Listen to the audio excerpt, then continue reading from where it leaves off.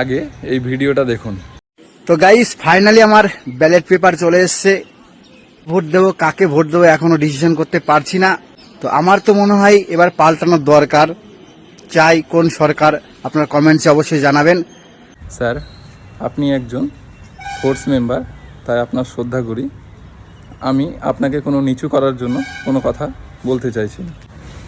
সম্ভবত স্যার আপনি প্রথমবার ভোটটা দিচ্ছেন না, এর আগেও আশা করি ভোট দিয়েছেন।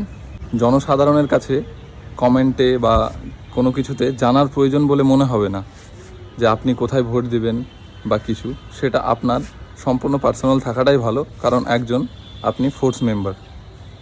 আর এই বিষয়টাকে নিয়ে আপনি পাবলিকের মধ্যে ন্যারেটিভ যে বিষয়টা, যে আপনি একটা কথা বললেন যে এবার পাল্টানো দরকার, কারণ যে কোনো পার্টির একটা স্লোগান রয়েছে এবার পাল্টানো দরকার। আমি কোনো পার্টির পক্ষে বা বিপক্ষে বলছি না, কোনো পার্টির যে স্লোগান থাকে তা সেই স্লোগানটা যদি আপনার ভিডিওতে ইউজ করেন তাহলে মানুষের মধ্যে এই ন্যারেটিভটা থাকবেই যে সেই পার্টির হয়ে কথা বলছে।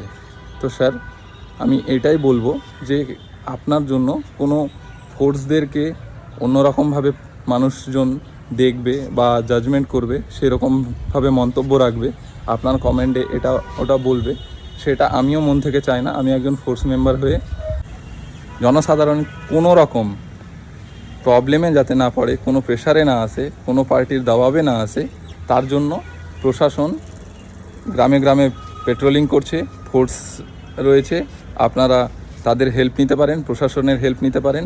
কোনো রকম প্রবলেম হলে ফোর্স বা প্রশাসন এসেছে শান্ত সুস্থভাবে ভোটটা করিয়ে দেওয়ার জন্য, বা ভোটটা খুব শান্ত সুস্থভাবে হোক তার জন্য। তো জনসাধারণকে বলবো, কারো কোনো ভিডিও দেখে বা কোনো রকমভাবে মাথায় অন্য রকম মাইন্ড সেট নিয়ে আসবেন না, যাতে প্রশাসনকে খারাপ বলেন বা যে কোনো ফোর্স মেম্বারকে অন্যরকম জাজমেন্ট করেন বা ফোর্সদেরকে কোনো দোষ দেন। ফোর্স কোনো পার্টির জন্য করে না। শেষে আমি একটাই কথা বলবো, আপনার ভোট আপনার অধিকার। আপনি যাকে ভোট দেবেন সম্পূর্ণ আপনার মধ্যে রাখুন।